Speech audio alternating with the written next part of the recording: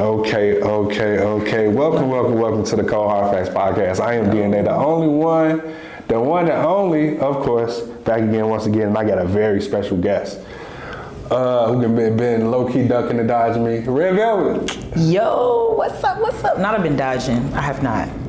It's been a little bit, I reached out to you in 2024, March 27th to be exact. Dang, well look, we almost 2 years, that's good. Almost, yeah. So that's good, But it's okay, you make time for Absolutely. what's important. Alignment.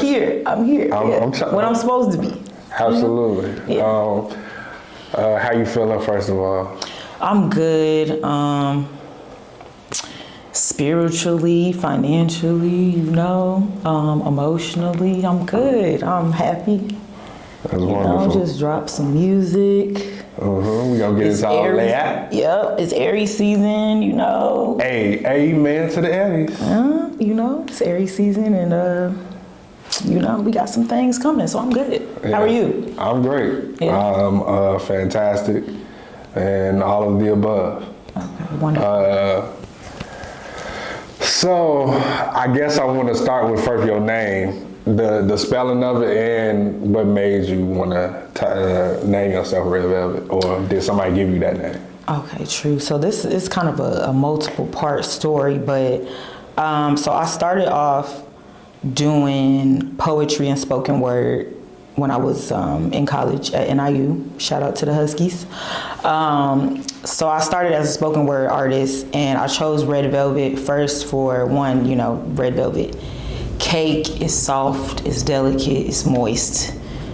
Yeah, so that combined with the color red, I felt like red can depict any emotion, like anger, love, lust, sadness. Like, when you see red, that can mean a couple of things. So I felt like my spoken word and poetry was able to evoke emotions in people. Okay, cool. So then velvet also mean like soft, warm, comforting. So that's how I got Redd VLVT. And I was spelling it the regular way, so REDDVELVET. But I got a cease and desist in my email saying not to use that name no more because there's another Redd VLVT. Shout out to her for, defending herself and taking her stuff back. So I respect other artists, so I changed my name up a little bit. That's how we got VLVT. That's no E's, and that's trademarked, and so that's how I got Redd VLVT. Wonderful. Mm-hmm. Are you also aware it's a wrestler named Redd VLVT too? No, I didn't know that. It's also a woman. A Redd VLVT wrestler. Okay, is she good? I don't know. Well, I just know. Shout out to all the Redd VLVTs. Maybe we need to all link up and do something. Right. But I'm Redd VLVT, the rapper. No E's. So yeah, shout out to them. Yeah. I don't know what to get into first as far as music. So first, I'm gonna say, what got you inspired to do this music shit? Okay, so then that's perfect place to pick up from the last question. So once I realized, okay, I can make a room stand up. I can have the control of the room. I'm doing this poetry-wise. Spoken word. I had some friends that I was close to, a couple rappers and singers in college, and they was like, how about you just, you should do spoken word, but on a beat. In the little studio in the dorm, we had the little mic set up. So they put a beat on, they put a trap beat on, and I was doing my spoken word to the trap beat, and I'm like, hold on. They like, wait a minute, you kind of could do something. And so, yeah, I think that was 13 years ago. And I was like, I ain't never turned back. I released a little mixtape and fell in love with my pen and like my cadence on beats. So yeah. Is this mixtape still out somewhere? It is. I can't give you that, but it was called Attempted Murder. Oh, right. Okay. But murder had 2 D's in it. Cool. And I think it was like 20 songs, 18 songs. It was on Dat Piff. You remember Dat Piff? Yeah. Yeah, it was on there. So if y'all want to look it up, yeah, Redd VLVT with the E's, Attempted Murder. Yeah, crazy work. Somebody probably snuck it and put it on YouTube. You never know. It might be on there. It might be on there. Okay, so after that mixtape, did you already know you was whack at that time, or did you know where your skill level was at that time? Wait, did you say Whack. whack? Yeah, I did. Ooh. Not to disrespect your. Yeah, you levels ahead since then though. Yeah, I don't ever think I was whack. I believe that artists, the more you do it, it's experience. The more you practice something, you get better and get better and better. My pen has always been there, the pen game. It's just my delivery and my comfortability when performing, my comfortability on the mic, or my comfortability, experimenting with new producers, new engineers. So I don't ever think I was whack per se, but I do think I've came a long way and evolved into the artist I am now. Okay. Wonderful, wonderful. Sorry to make you feel like No, it's okay. I mean, you asked the question, Okay. I answered it. You put a lot of music out in 2025, low key. Yeah. But we want a project. So when is a project coming? Can you say, or you? So a project. So I'm working on. I don't know if it's gonna be an EP or an album to drop in June this year. I won't give y'all the exact date, but June this year, y'all can expect something more than 2 songs. I'm aiming for like 8 songs, but it could end up being 20. So I don't know. It might be EP, it might be an album. But Do you have a title yet? No. Okay. I don't. It's been a while. 2. That's funny. Yeah, it has. Cause your first project, I guess you can say, came out in December 26th of 2023. So it's good actually to drop in December. Like I low key feel like that's the best time to drop. So like it really gives you like the whole year to do whatever the fuck you want as far as the project goes. So it's actually smart as hell if you do that shit. Yeah, and a lot of people, everybody in a better mood around then. People getting time off, family stuff, holidays.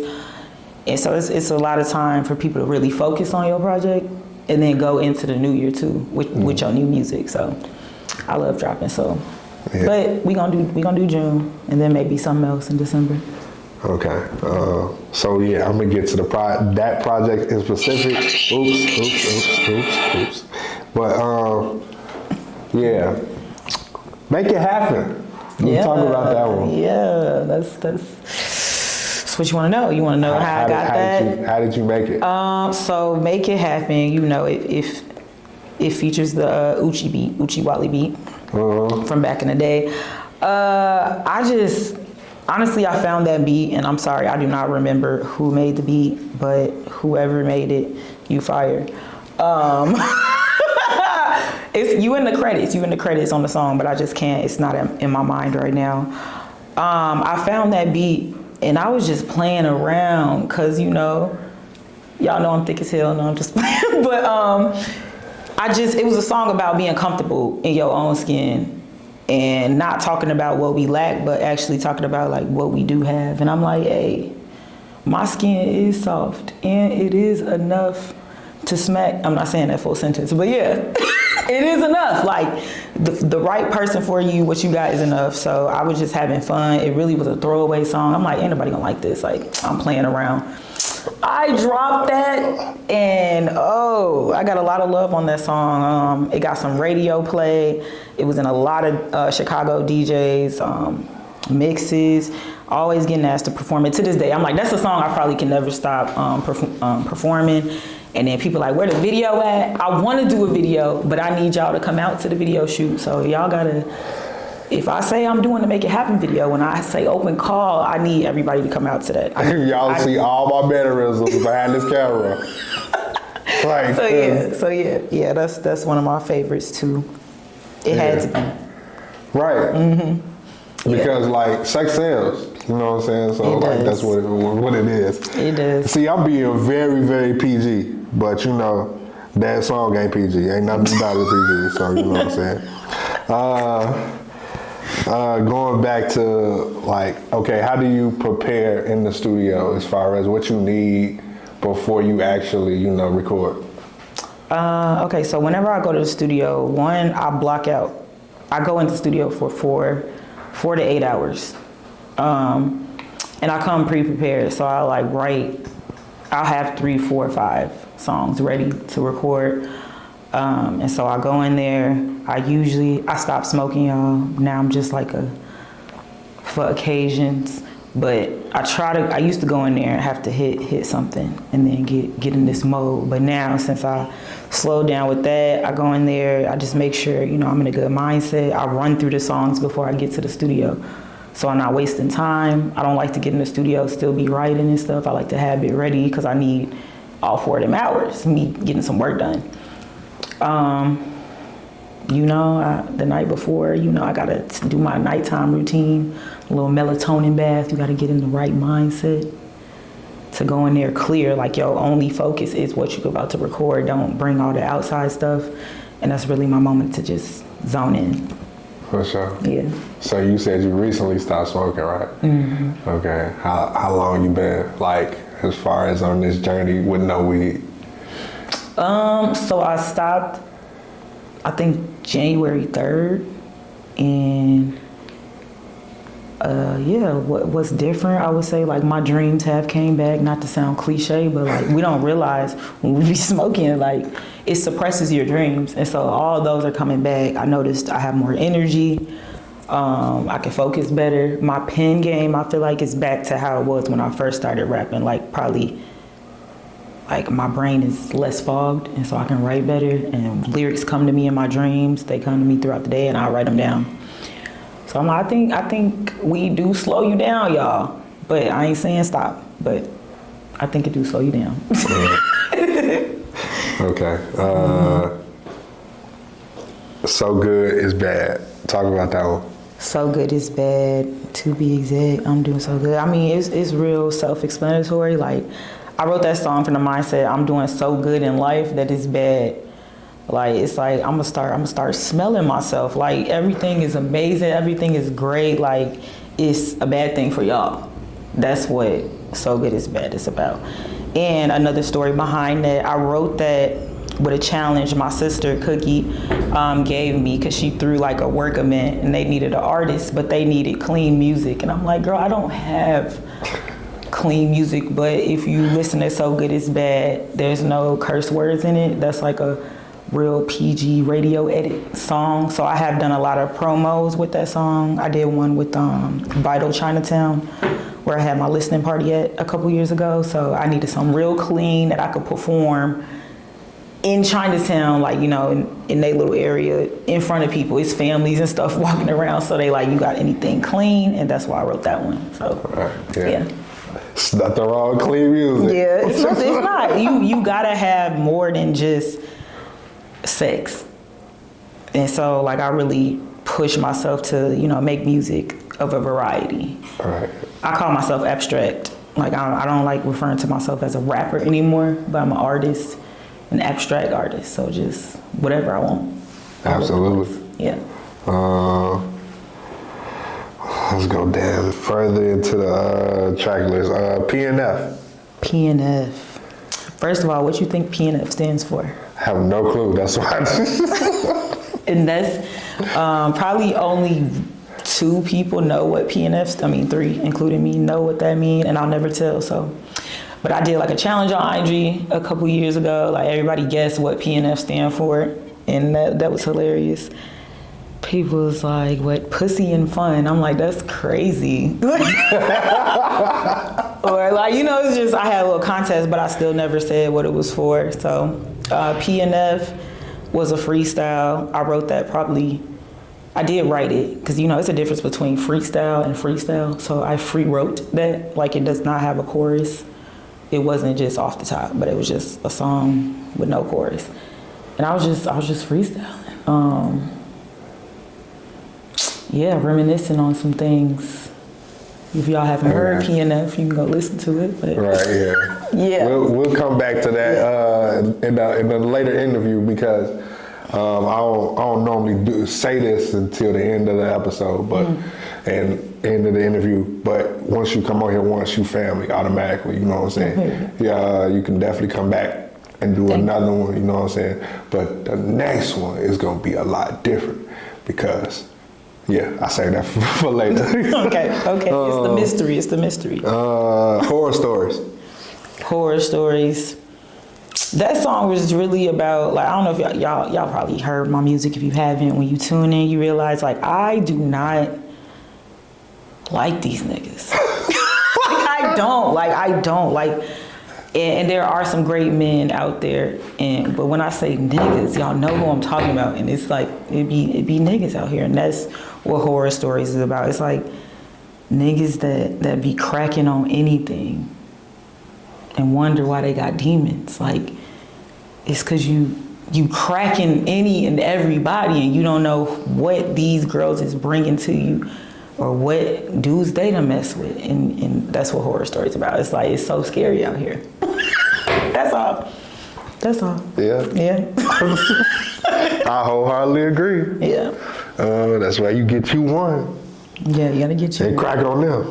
There you go. Find somebody you can crack for life, y'all. Somebody that you can smack your meat on, and it's just your meat and they little booty or they soft booty. Oh my goodness.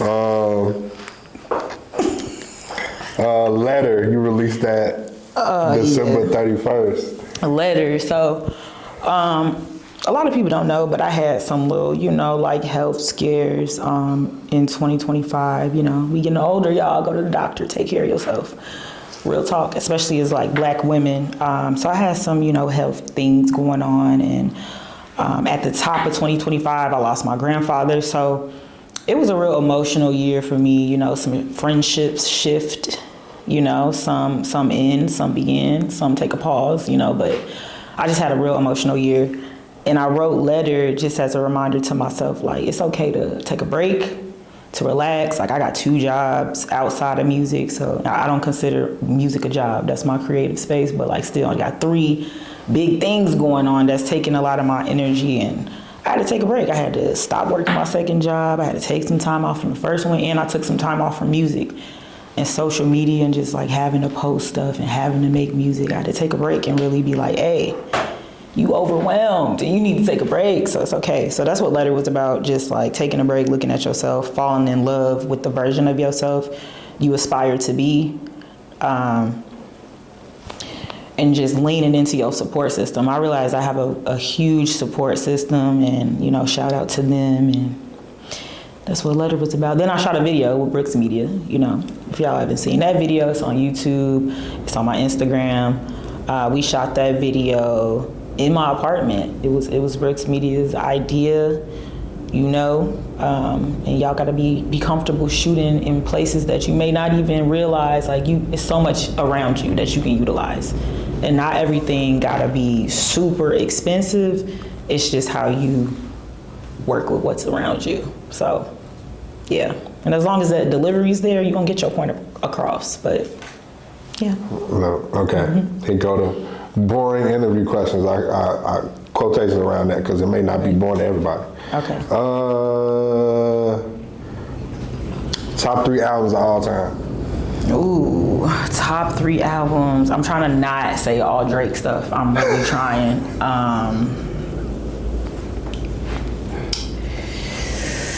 Let me not say Drake's and not be cliche, because I want to say Lauryn Hill, but I'm not. But that's a good one. That's a notable. She got that Grammy.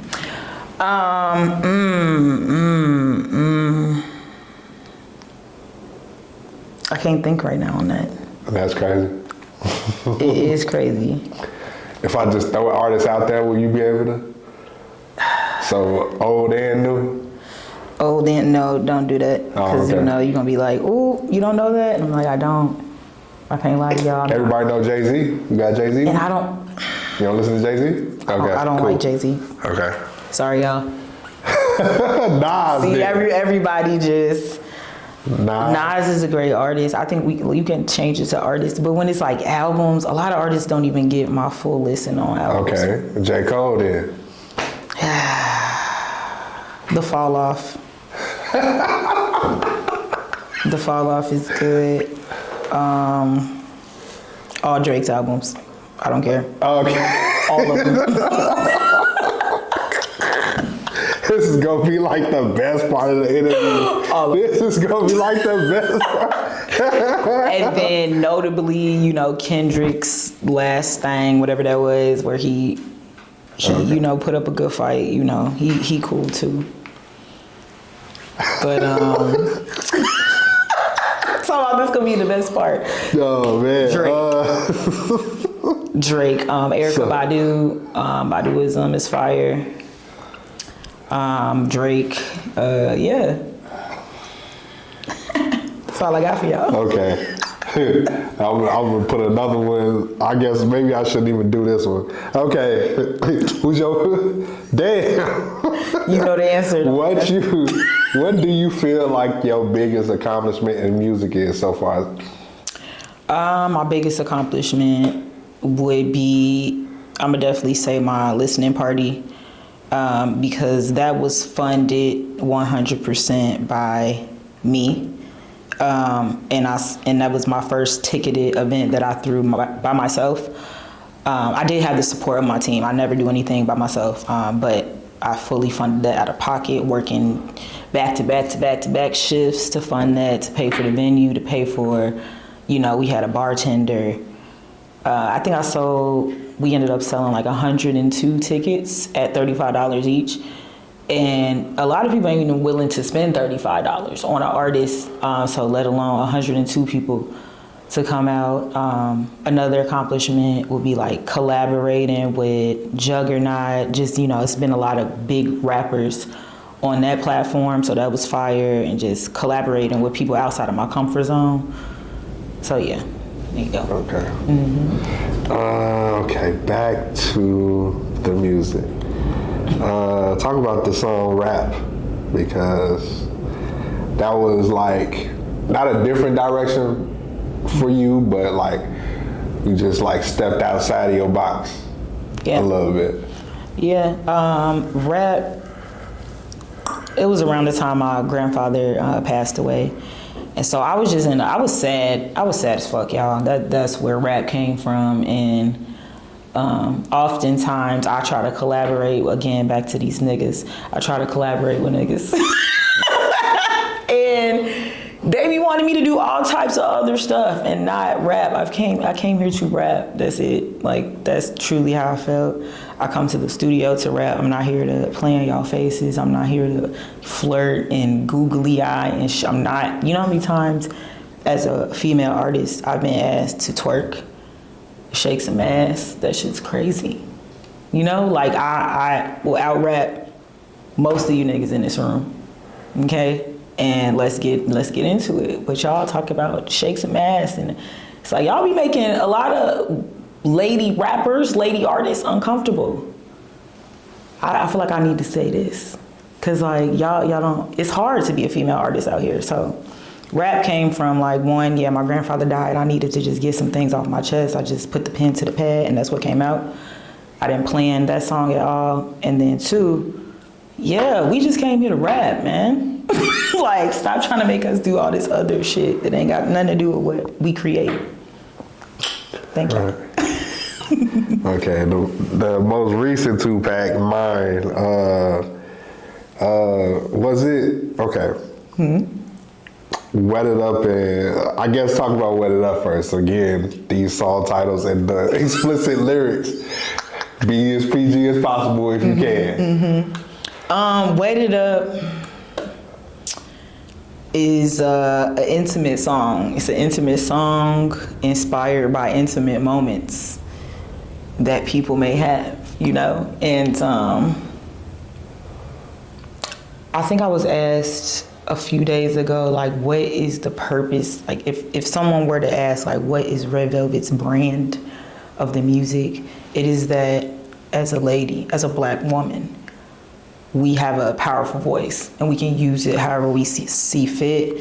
You don't have to filter what you're saying, and that's my brand, is that I'm going to say what comes to my mind. I'm gonna rap it how I rap it, and you're gonna receive it how you receive it, but you heard me, right? That's my brand.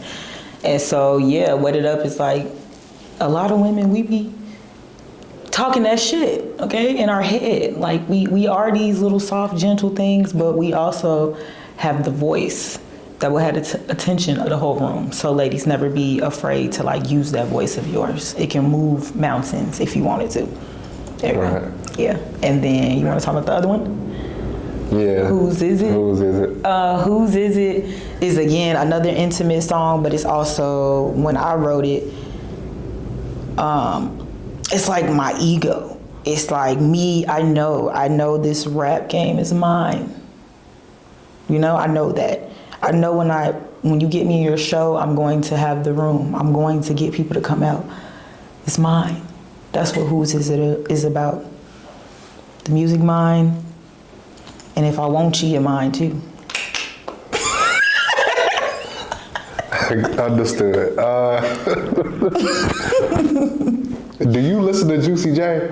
Yeah. Okay, yeah. That's what, like, okay, I wouldn't say you sound just like Juicy J, but it's like definitely like a splash of it in your music, because he got some sexually explicit lyrics too. I've been told that before. That's what's crazy. So I'm like, I get it. Juicy J, E40, because they like, you just be saying random wild stuff. I'm like, hey. But it's memorable. People remember those things. Two Strands.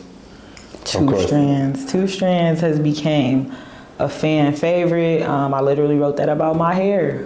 When I had my 2 strands in, I took them out. I was looking in the mirror, you know, because I just go through different, so many people send me beat packs, producers. I got a few producer friends, and I'm just going through beats, and when a beat just hits my ear, I'm like, hold on. So I was like, I just took out my 2 strings. And then my rent is really up there. These are facts, cold hard facts. So I wrote that about I'm feeling good, and like, why would I just be sitting on my ass, and I got priorities, I got bills to pay, like I need to get up. You have so much time in your life, so that's what 2 Strands is about. It's about look good, get the fuck up, you know, and do what you need to do to make your dreams happen, to pay your bills. Don't be sitting around slothing it up. That's what that was about. For sure. Okay. Now, talk about that song with D So Nice, Like That. How did that come about? D-So is my homeboy. I've been knowing D-So since like, I really don't even know. We did a show together maybe 5 years ago, 6 years ago. And we've been wanting to do a song together. And so he sent me that. He said he was doing a Valentine's Day tape, and I think it had like all women features on it. So I was like, of course, you know, I'd be honored. And he sent me his verses first, so I had to like follow, you know, his lead on that. And yeah, it's an intimate song also. And it's crazy. So him and Zoe, we were all in the studio, and they like, you gotta rap less aggressive. Like, I'm like, hey, that's how I rap. You know, they like, tone it down, give it some come here baby vibes, you know, be softer. So that song, I struggled at first in the booth, because I'm like, they was like, you saying it too aggressive. I'm dang. So how y'all hear it now, that was the final calm down version of me. But that was funny. That's dope. Sadly, I don't have any more questions for you. Aww. But if you want to do shout outs, you can do shout outs. Okay, period. Well, first, shout out to DNA for having me on Cold Hard Facts. Keep doing your thing. I appreciate you. Shout out to Brooks Media in the back, getting some B-roll footage for me. He always there to hold it down. I appreciate that. Shout out to the team. Y'all know who y'all are. If I sit here and list out everybody who contributes to the music, I'll be sitting here for another 20 minutes, but I love y'all. Wouldn't have been able to do it without y'all. shout out to my mom, of course, my mom, my dad, God, all y'all, yeah. Like I said, I do got an album or EP coming out in June. I got a listening party / event. We gonna have more details coming soon in the summer. But yeah, thank y'all for having me. It's motherfucking Redd, and shout out to Cold Hard Facts. For sure, okay. Yeah, and like how I always do, I end my every episode, every interview with a quote. Appreciate your haters because they love you just as much as the people that love you do. We out.